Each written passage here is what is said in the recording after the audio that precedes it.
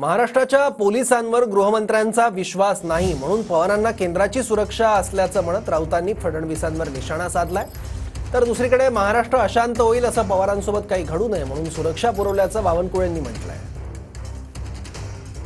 पवार साहेबांना केंद्राची सिक्युरिटी दिली तशी गरज नाही, याचा अर्थ महाराष्ट्रातल्या पोलिसांवर गृहमंत्र्यांचा विश्वास नाही।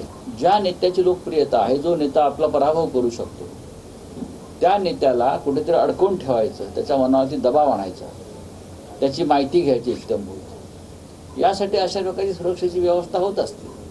पण तरीही केंद्रानं सुरक्षा दिली हा महाराष्ट्रातल्या पोलीस यंत्रणेचा अपमान आहे। शरद पवार साहेबांच्या कुठल्याही एखादी अशी घटना कुणीही घडवू नये की ज्यातनं आपल्याला या महाराष्ट्राचं सामाजिक सौख्य बिघडेल किंवा पवार साहेबांसारख्या नेत्याबद्दल कोणी त्या ठिकाणी त्यांचा सुरक्षितता राहिली पाहिजे म्हणून निर्णय घेण्यात येतो।